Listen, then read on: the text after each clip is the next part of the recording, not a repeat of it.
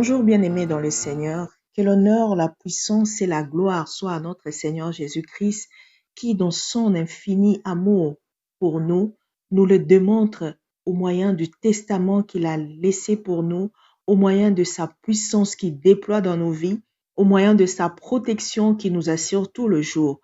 Bien-aimés dans le Seigneur, aujourd'hui nous allons parler sur en Jésus-Christ, nous sommes tous un. Bien-aimés, pourquoi nous devons parler de cela? Parce que dans Ephésiens 2, le chapitre 11 au verset 20, nous démontre l'infini amour que Jésus-Christ a manifesté pour nous, raison pour laquelle aujourd'hui nous lirons et nous partagerons en même temps ce passage pour renforcer notre amour pour le Christ et que nous sachions que seul Jésus-Christ est notre source du salut au nom de Jésus-Christ. Nous allons lire. C'est pourquoi, vous, autrefois païens, dans la chair, appelés incirconcis par ceux qu'on appelle circoncis et qui le sont en la chair par la main de l'homme.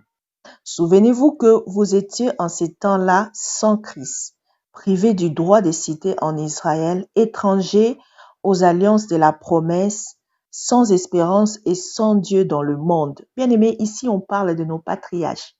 À cette époque-là, Dieu était le Dieu d'un seul peuple, le peuple d'Israël.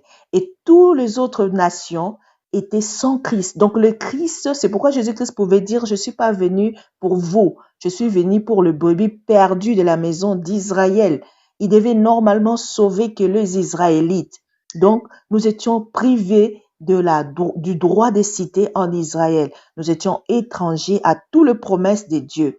Mais la Bible dit, mais maintenant, en Jésus-Christ, vous qui étiez jadis éloignés, vous avez été rapprochés par le sang de Christ, car il est notre paix, lui qui de deux n'en fait que un, et qui a renversé le mur de séparation de l'inimitié. Bien-aimés, regarde maintenant ce que Jésus-Christ a fait à la croix. La Bible nous montre l'amour de Jésus-Christ s'est déployé dans l'humanité et lui-même qui était un Dieu qui pouvait séparer, qui avait séparé les autres peuples avec son peuple, qui avait fait le choix d'Israël, il n'a pas voulu cela. Il s'est donné maintenant pour la paix de tous. Et lui-même, la Bible dit qu'il était deux, mais il s'est fait un pour renverser le mur de séparation.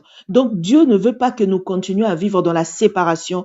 Il nous a tous rassemblés comme lui-même à la croix, la Bible dit, lui qui en était deux, mais s'est fait un pour renverser les murs de séparation. C'est-à-dire la Bible nous montre à la croix, Jésus-Christ était avec Dieu, réconciliant le monde avec lui-même. Dieu s'est fait un pour que nous soyons aussi un, pour que la loi et des ordonnances qui étaient prescrites à l'époque soient anéanties aussi, afin que nous puissions évoluer en un seul homme nouveau, afin que la paix soit établie. Bien-aimés, la Bible nous dit, et réconcilia avec Dieu les uns les autres en un seul corps, par la croix, en détruisant par elle-même l'inimitié.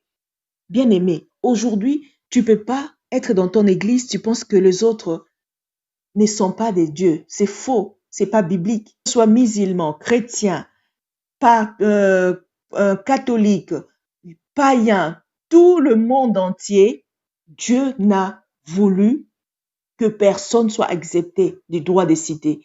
Dieu n'a pas voulu que les gens restent sous la loi. Vous qui continuez à donner des lois aux gens, vous qui croyez que en leur imposant des choses à faire, qu'ils seront sauvés. Bien aimé, si tu m'attends aujourd'hui, sors de ces choses-là. Tu n'es pas sauvé parce que tu pratiques telle doctrine ou tu pratiques telle chose. La Bible nous montre ici clairement que Jésus-Christ n'a fait exception de personne. Il a sauvé l'humanité. Il a cessé d'être un Dieu d'un seul peuple. Il a détruit la loi et ses ordonnances qui étaient prescrites. Il les a tous anéantis en se faisant un avec Jésus-Christ, Dieu, dans la croix.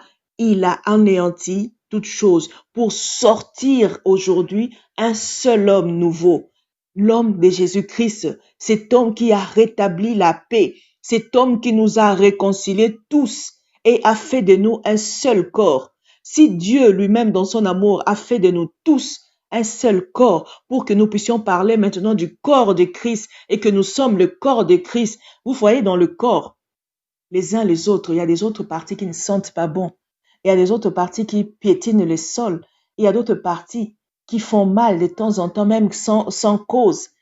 Mais le corps doit se supporter. Le corps doit s'aimer comme ça. Dans cette différenciation, le corps doit marcher ensemble. Parce que si le corps ne veut pas de membres qui font peut-être mal ou qui par lui trouvent que c'est pas bon et qui le négligent, et dans ces corps-là, dans ces parties-là, il y aura le cancer. Et lorsque le cancer va entrer, ça va détruire tout le corps. C'est pourquoi la notion du corps nous montre que nous devons nous aimer les uns les autres. La notion du corps doit nous pousser à nous prendre en charge, bien que nous avons des différenciations, des choses, des mentalités, mais nous devons vivre avec, nous devons apprendre à tous nous aimer, afin que, au moyen de la paix, nous puissions tout partager, car Jésus-Christ nous a tout donné. C'est pourquoi la Bible continue, il dit, il est venu annoncer la paix à vous qui étiez loin et la paix à ceux qui étaient près. Il a annoncé la paix aux Israélites, il a annoncé la paix au monde entier et sa volonté est que par lui, les uns et les autres, nous avons accès auprès du Père dans un même esprit. Vous voyez? Donc Dieu veut que, Jésus-Christ veut que par lui, que nous tous nous soyons ramenés au Père. Et c'est pourquoi Jésus-Christ nous a laissé le message fort, le message de la réconciliation. Aujourd'hui, tu ne peux pas tuer ton prochain parce que non, lui, c'est un sataniste, c'est un sorcier, c'est un ceci, c'est là. Prie pour lui, montre-lui l'amour de Jésus-Christ, montre-lui ses passages et dis-lui que nous sommes un, qu'il vienne avec ce péché et qu'il le dépose à la croix afin que nous soyons tous sauvés. La Bible continue en disant, ainsi donc, vous n'êtes plus étrangers ni des gens du dehors. Vous qui vous êtes co-citoyens des saints gens de la maison de Dieu. Aujourd'hui, par la mort de Jésus-Christ à la croix, nous sommes tous co-citoyens de saints, des gens de la maison de Dieu. Dieu nous regarde tous dans sa maison. Dieu nous regarde tous sauvés par l'œuvre de la croix. C'est pourquoi nous devons nous aimer les uns les autres. Tu dois aimer ton frère, sorcier, occultiste, magicien. Tu ne dois pas les laisser parce que Jésus-Christ a dit, je ne suis pas venu apporter au monde de la paix, mais je suis venu donner les paix. C'est le paix qui est le paix de la parole pour que tout celui qui écoute cette parole ou tout celui qui prend cette épée et l'amène dans sa famille, c'est alors que sa famille et lui seront sauvés. Donc tous les sorciers de ta famille attendent d'être sauvés par toi, qui va leur prêcher, qui va leur envoyer ces messages, qui va leur inciter à venir à Christ par ta façon de marcher. Parce que Dieu ne cherche pas plusieurs. Il cherche un homme. C'est lui qui s'est converti pour que par lui, les miracles et les prodiges s'opèrent par le changement et le renouvellement de sa mentalité pour que par lui beaucoup soient sauvés. Regarde Paul, méchant qu'il était, croyant servir Dieu, il persécutait. Mais le jour où il a appris qu'il était dans le faux, il a changé. C'est cet assassin qui a sauvé plusieurs, qui a prêché à plusieurs, même par des tribulations. Il n'a pas arrêté, même par la souffrance. Il a dit, si par ma souffrance vous devez être sauvés, eh bien souffrons pour que nos membres de famille soient sauvés. Sacrifions-nous pour que nous tous ne puissions pas rater le ciel. Car Dieu te demandera, qu'est-ce que tu as fait de la paix qu'il t'a donnée? Pourquoi continues-tu à partager? Pourquoi continues-tu à mettre les gens à côté? Pourquoi crois-tu que tu as la meilleure religion qui sera sauvée? Loin de là, aucune religion va nous sauver. Nous sommes tous sauvés par l'amour de Jésus-Christ à la croix. Il a manifesté avant que toi et moi soyons sauvés. Il a manifesté, il a sauvé nos patriarches, il a sauvé nos prophètes. Parce que nous sommes tout le temps derrière nos prophètes. Notre prophète, oui, si nous regardons bien, la majorité de nos prophètes ont suivi Jésus-Christ. Ils ont été de ceux-là, des fondateurs de l'amour de Jésus-Christ, de la loi de Dieu. Mais lorsque Jésus-Christ lui-même, il dit, après moi, le royaume des cieux est forcé. Bien-aimés, nous voyons cette image de Moïse et d'Élie dans la montagne des transfigurations lorsque Jésus-Christ priait que la coupe s'éloigne de lui. On nous montre qu'Élie est venu s'entretenir avec lui, avec Moïse. C'était l'image de la remise et reprise qu'ils ont fait pour qu'aujourd'hui les mondes arrêtent de regarder aux prophètes et à la loi, que nous tous nous ayons les yeux fixés à Jésus-Christ, celui qui nous remet tout le péché gratuitement, pour qui nous sommes sauvés et réconciliés avec Dieu. Bien-aimés, cette image veut nous montrer que fini les temps de prophètes et de la loi. La Bible dit dans Jean qu'à partir de Jean, le royaume des cieux est forcé. Seuls ceux qui sont forts, qui s'en accaparent, c'est-à-dire ceux qui sont violents dans la loi, à recevoir Jésus-Christ par la foi, à recevoir cette vision que des choses, afin que il passe de la mort à la vie. Aujourd'hui, tu n'as pas besoin de ton prophète pour être sauvé, ni de l'Église, car cela ne changera rien. Mais crois au Seigneur Jésus-Christ, tu seras sauvé, toi et ta famille, au nom de Jésus-Christ. Parce que c'est lui notre paix. C'est lui qui nous unit tous en lui. Donc, en dehors de Jésus-Christ, tu n'es pas dans le corps de Christ. En dehors de Jésus-Christ, tu es nulle part. Tu iras en enfer parce que toi-même tu as fait le choix. Ce ne sera pas parce que ton prophète t'a dit quoi que ce soit. Ce ne sera pas parce que ton père ou ton pasteur t'a dit quoi que ce soit. Ce sera parce que tu auras fait le choix de ne pas recevoir Jésus-Christ comme ton Seigneur et ton Sauveur, pour hériter du salut qu'il a donné gratuitement, pour hériter du don de l'unité qu'il a donné gratuitement. En lui, nous sommes un avec le Père, et en lui, nous vivons dans le corps de Christ. Parce que Dieu n'a pas voulu la division. C'est pourquoi la Bible nous dit, de deux, il a fait qu'un, afin que le mur de séparation soit renversé et que nous accédons tous au Père.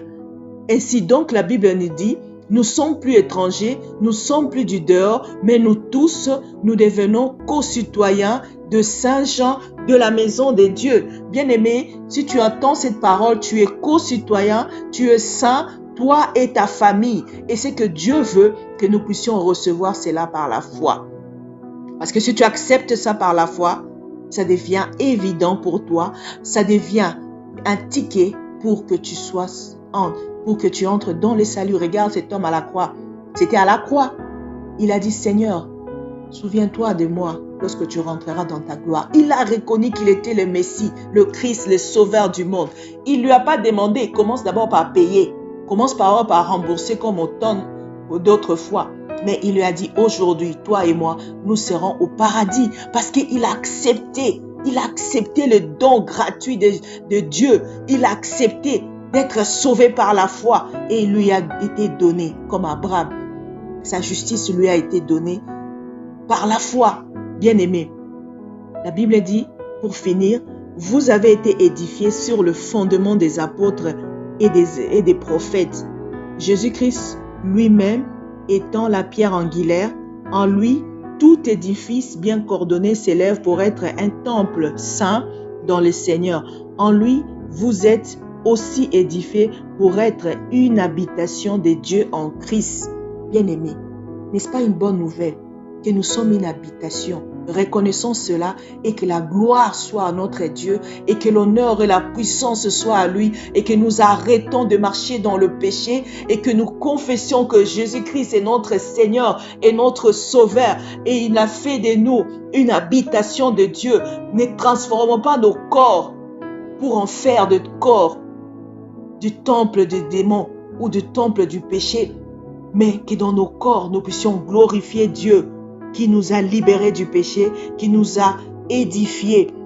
Nous qui, par le fondement de tout ce que les apôtres nous ont donné, aujourd'hui, reconnaissons que Jésus-Christ est notre Seigneur et que nous sommes sauvés par lui et que le monde entier sache que tous ceux qui croient en Jésus-Christ est sauvé. Il ne passe pas au jugement, il passe de la mort à la vie au nom de Jésus-Christ. Reçois cette passation par la foi et vit maintenant dans la crainte de Dieu. Car cette femme qu'on a menée à Jésus-Christ, il lui a dit, moi non plus ne te condamne pas, mais va et ne pêche plus. C'est ce que Dieu te dit ce matin. Il ne t'a pas condamné, il t'a sauvé. Va et ne pêche plus. Si tu as entendu cette parole, que cela soit gravé dans ta mémoire et que ta vie puisse désormais changer au nom de Jésus-Christ. Amen.